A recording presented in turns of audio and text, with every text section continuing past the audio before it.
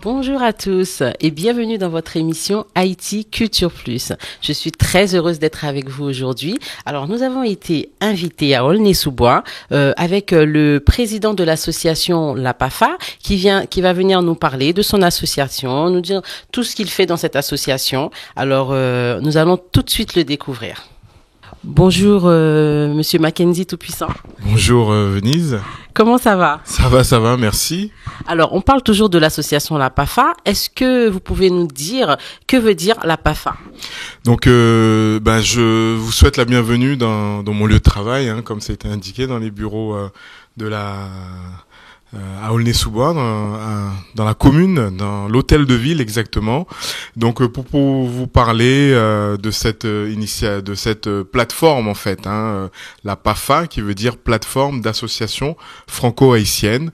Donc c'est une plateforme créée en 2002 après quelques années de réflexion fin des années 90, début des années 2000 où 7-8 associations de la communauté qui avaient déjà une activité depuis de longues années ont décidé de réfléchir à une organisation beaucoup plus globale, beaucoup plus fédératrice dans la communauté et à la suite des réflexions donc est née la PAFA en mai 2002.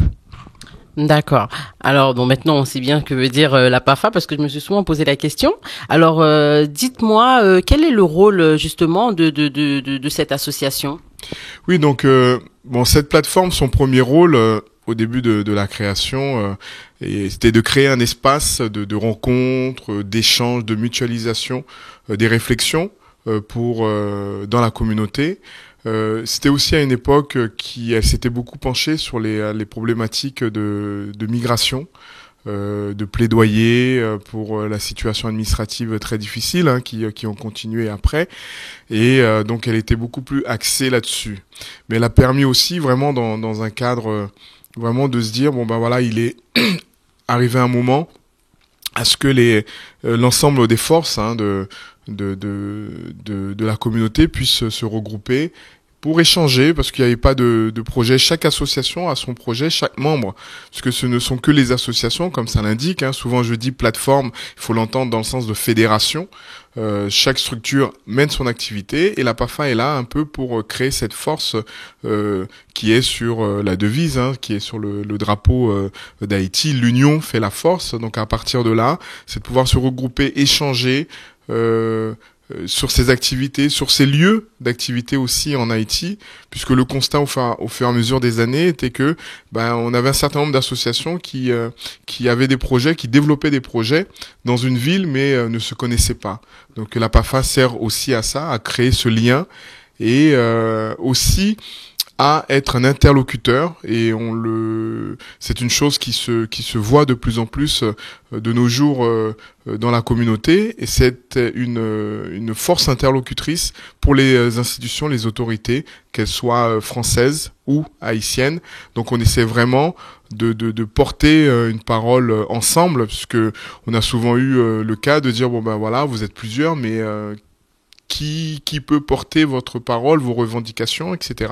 Donc la PAFA est là et continue à faire ce travail-là pour dire que nous sommes en capacité, lorsqu'on nous rencontrons les autorités haïtiennes ou françaises, de dire en tout cas pour une partie, parce que nous disons souvent nous n'avons pas un mandat spécifique de la communauté, mais toutefois au sein de la PAFA, se retrouvent plusieurs sensibilités dans la communauté haïtienne à travers les associations. On dit souvent les associations ne font pas de politique. Certes, ils ne font pas de politique politicienne, partisane, mais l'ensemble des activités que nous développons, aussi bien ici qu'en Haïti, participent au développement de la vie citoyenne de la commune. Donc évidemment nous inscrivons dans le fait qu'on fait aussi de la politique, mais pour développer le pays et pour aider les citoyens, les compatriotes ici. Donc à travers cela, comme je disais, nous n'avons pas de mandat pour le moment. membres, mais comme nous avons l'ensemble, beaucoup de sensibilité, donc nous sommes reconnus auprès des institutions françaises et haïtiennes, et nous travaillons en étroite collaboration avec le MAV, qui est le ministère des Haïtiens vivant à l'étranger. Lorsque les anciens ministres sont venus en France et ont voulu rencontrer des structures dans la communauté, nous avons toujours répondu présent, quel que soit le ministre, quelle que soit son orientation politique. Nous sommes là pour discuter, pour mettre les choses autour d'une table et pour trouver des solutions ensemble. Actuellement, il y a 54 membres d'associations membres de la PAFA, et au départ, il y avait 7-8 membres.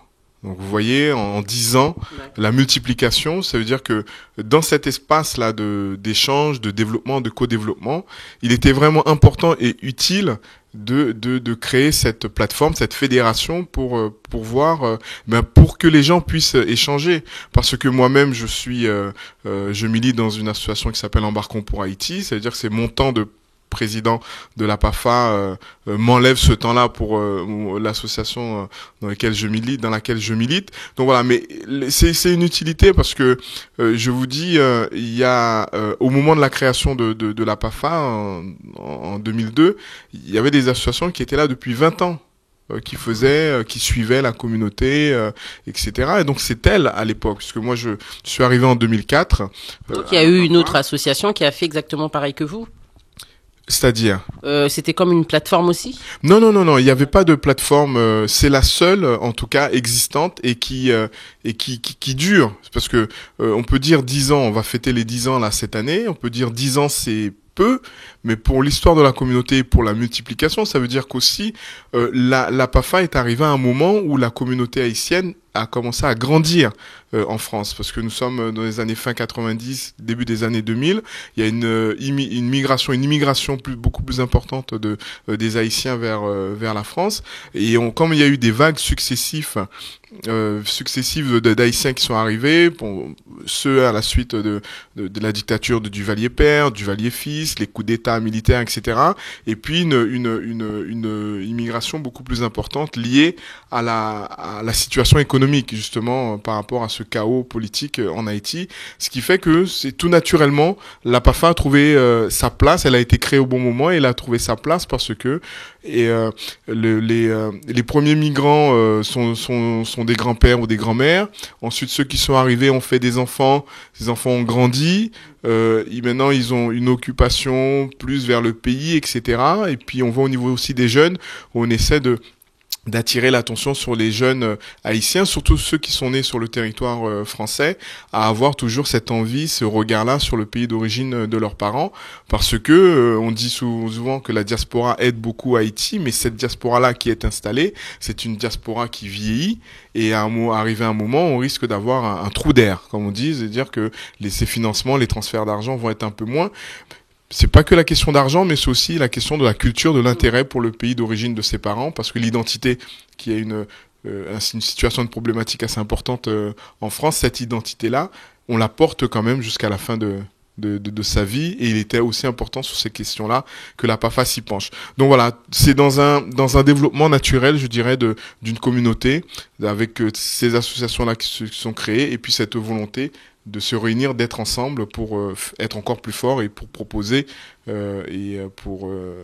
proposer des choses à plusieurs voies. Bon, elles sont multiples, ces difficultés. Bon, après, c'est vrai que le but de la plateforme, c'est d'essayer de répondre aux besoins des associations membres, et les besoins, en tout cas, que les associations identifient, c'est des besoins de financement. Mais en creusant un petit peu sur les sujets, on se rend compte que le financement, c'est une étape après.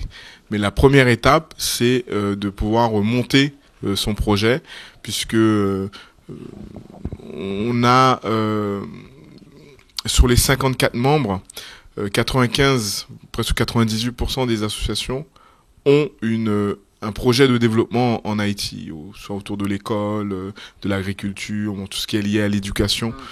De toute façon, on va en parler tout à l'heure par rapport à ça. Et bon, les difficultés, donc comme vous avez dit, il y en a beaucoup. Et les facilités, est-ce que vous rencontrez aussi des facilités à obtenir des choses par rapport à votre association? Oui, bon, on est dans un contexte depuis quelques années, un contexte difficile. Comme je disais tout au début, c'est vrai que quand j'ai parlé d'espace, d'échange, de rencontres, etc.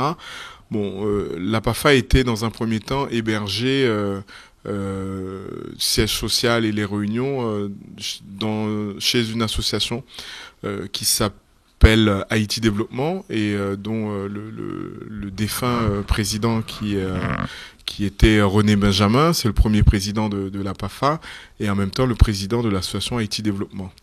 Et donc ils avaient un local dans le 15e arrondissement, ce qui permettait à la structure, lorsqu'elle avait besoin de réunir ses membres, elle disposait de ce local. Donc pendant des années, l'APAFA a fonctionné comme ça. Bon, il s'est trouvé que le René Benjamin nous a quittés il y a 3 ans maintenant, et que il a fallu qu'on regarde comment la plateforme pourrait voler de ses propres ailes. Donc voilà, donc confronté à des difficultés. Pendant toute cette période de 2009, nous avons essayé de regarder financièrement parce que nous avons un petit fonds mais qui permettait pas jusqu'à présent d'avoir un local, d'avoir des salariés et ce qui fait que pour le moment nous avons eu la possibilité après le séisme, parce que nous étions dans une phase ce que j'appelle de mutation, parce que nous le sommes encore. Ça veut dire de pouvoir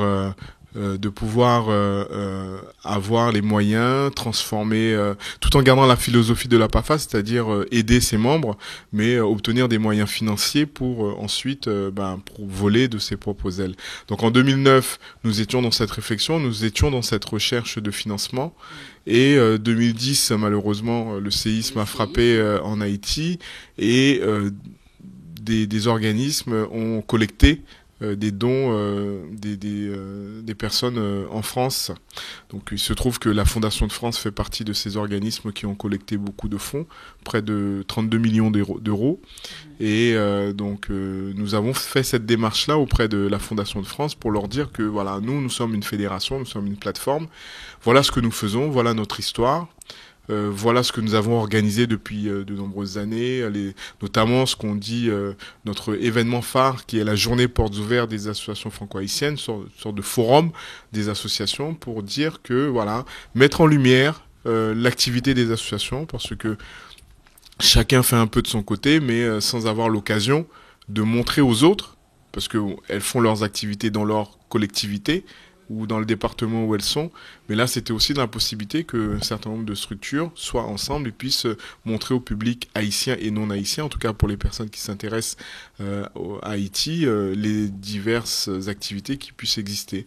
Donc nous avons mis tout ça en avant, notre philosophie, etc. Nous leur avons dit, bon voilà, nous, depuis un certain nombre d'années, nous avons nous avons fait un constat auprès des associations. C'est pour ça que tout à l'heure, sur les problème de difficulté, on disait qu'il y a les financements, mais il y a une question de formation également pour monter les dossiers. Donc nous sommes partis d'une expérience que nous avons eue en 2007. Nous avons mis en place un groupe de travail, c'est pour aider les porteurs de projets. Et ce groupe de travail, depuis 2007, a réuni autour d'une table différents porteurs de projets en expliquant, chacun apporte son projet, explique à l'autre association. Et tout ça, on met ça ensemble avec les critiques des uns et des autres, des propositions d'amélioration.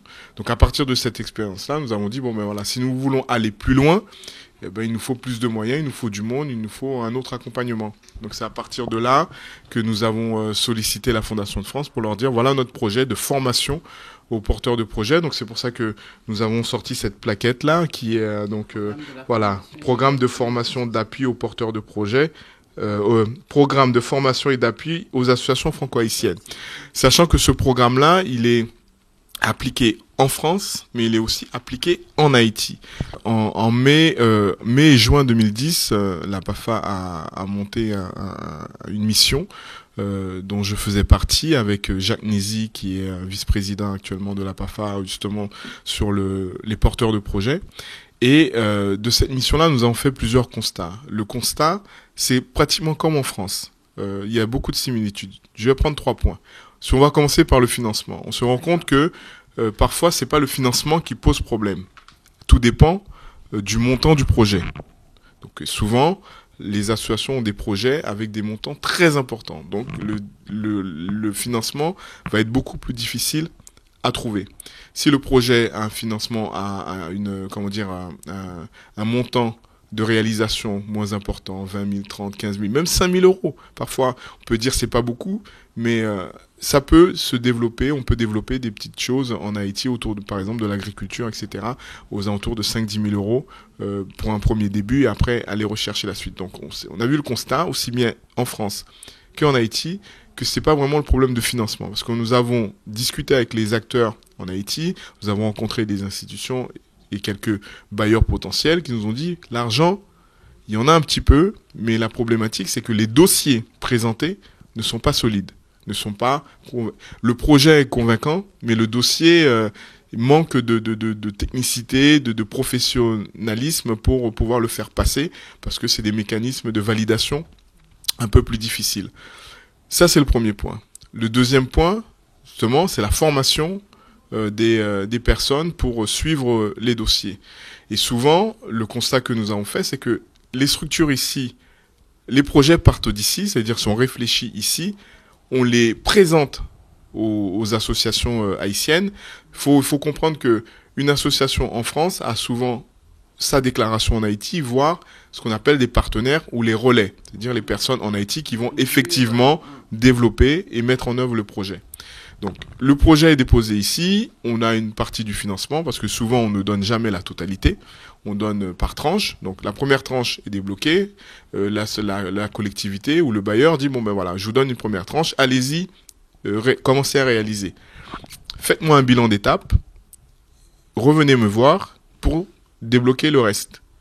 Et ben, le constat, le plus souvent, c'est que le projet reste à l'étape 1. Ça veut dire qu'il y a un premier début de réalisation, et lorsqu'il faut fournir des comptes rendus de réalisation, eh ben ça bloque. On s'est dit, mais pourquoi ça bloque? Est-ce que c'est des problèmes de langage, de compréhension, à ce qu'on souhaite, entre ce que l'association ici demande et ce que l'association ou les partenaires en Haïti comprennent? Est-ce qu'ils parlent le même langage? Est-ce qu'ils se disent la même chose? Donc voilà, à partir de là, on a constaté que justement, ils ne se comprenaient pas forcément.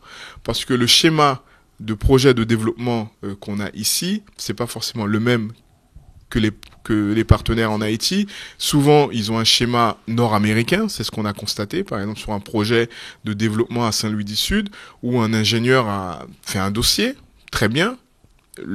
L'association en France a récupéré le dossier et l'a présenté à un bailleur ici. Et le bailleur a dit non, je vois votre projet, mais je peux pas le lire en fonction de ce que moi j'ai l'habitude de lire dans le squelette. Donc il se dit bon ben voilà, ça c'est quelque chose de très concret, de dire que il n'y a pas la même grille de lecture entre ce qu'on peut développer en France et en Europe sur ce bloc-là et ce qu'on peut développer en projet, écrire un projet sur le bloc nord-américain. Donc c'est dit voilà, il va falloir mettre autour d'une table ces différents acteurs pour leur dire voilà, en France, voilà comment on fonctionne, en France et en Europe, voilà comment on fonctionne, et lorsque vous avez un partenaire français, voilà comment il faut lui répondre, parce que le projet, il peut rester à la phase 1, et ça ne démarre pas, et au bout de quelques années, on redemande les mêmes questions, on repose les mêmes choses, et on a toujours les mêmes réponses, ou voire des non-réponses, qui fait que votre bailleur ou la collectivité qui vous aide peut dire bon ben voilà, c'est pas quelque chose de sérieux, pourquoi ils mettent autant de temps pour répondre parfois à des petites questions qui peuvent paraître très simples mais voire très compliquées en Haïti. Nous avons monté tout un module de formation en fonction des besoins. À travers ça, donc en ce qui concerne la partie en France, nous avons sollicité un formateur, un organisme de formateurs. Il se trouve que c'est une ONG qui s'appelle Consultants sans frontières. Je profite pour les citer parce que la formation qui a été donnée en fonction de nos besoins a été bien faite. Et en Haïti, on a utilisé les compétences haïtiennes. Parce que là aussi, des idées reçues, même s'il y a une partie qui est vraie, mais on se dit, bon, ben voilà, il n'y a pas de gens compétents en Haïti. Ben, il se trouve que oui. Et dès le départ, nous avons dit que notre volonté, en tout cas sur la partie haïtienne, c'est d'utiliser les compétences haïtiennes là-bas, de A à Z. Alors, ce que nous avons fait, sur le même principe de module, donc, sur les 4 modules, mais le module principal, donc, c'est comment de l'idée au projet. Voilà, on a une idée, comment le transformer en projet. Ensuite, la conduite de projet, l'évaluation, et nous avons fait un module spécifique sur la question juridique. Qu'est-ce que c'est qu'une association de loi 1901, de loi française 1901, et qu'est-ce que c'est qu'une association haïtienne, pour savoir quelles sont les obligations, les droits et les devoirs de chacun. Expliquer aux Haïtiens qu'est-ce que c'est qu'une association de loi 1901, mais à l'inverse, expliquer aux franco-haïtiens ici ou les Haïtiens vivant en France, qu'est-ce que c'est qu'une association haïtienne et comment elle fonctionne juridiquement, démocratiquement, etc. pour essayer de comprendre qu'est-ce qui se passe dans la tête, parce que c'est vrai qu'on est loin pour beaucoup.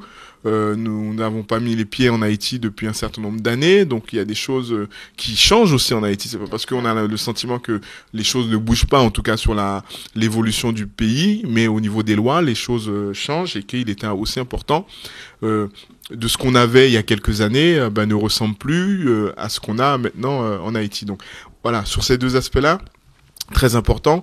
Et la question du formateur, donc nous avons recherché et nous avons trouvé un formateur en Haïti et là-dessus qui a parce que on pouvait envoyer sur une semaine, 2 semaines un formateur ici, un consultant en disant ben voilà, on a une formation sur la conduite de projet, aller en Haïti avec tout ce qu'il faut comme moyens financiers, etc. Et puis dispenser la formation. Eh ben non, nous avons dit non parce qu'il y a la question, comme je disais, de langage, de compréhension. Et dans la continuité aussi. Et dans la continuité, lorsqu'il y a possibilité d'interpeller le formateur. Et ce que nous disons, c'est que nous avons souhaité former des gens qui pourront former d'autres.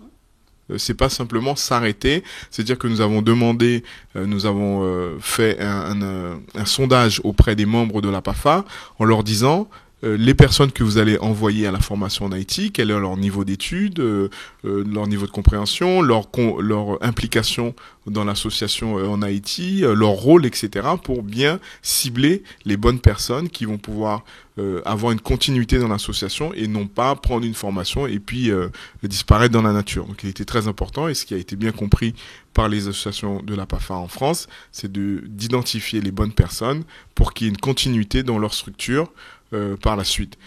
Merci beaucoup Mackenzie pour le temps que vous nous avez accordé et puis on vous suit, on est derrière vous et je vous dis à très très bientôt sur la chaîne d'ACI. Merci à Venise et puis merci à ACI, avec un plaisir de pouvoir faire des échanges encore avec vous. Alors notre émission touche à sa fin. Nous étions avec Mackenzie Tout-Puissant, donc le président de l'association. Donc, il nous a parlé un peu de son association. Alors, je vous dis à très très bientôt. Merci pour votre fidélité et gros bisous. Bye bye.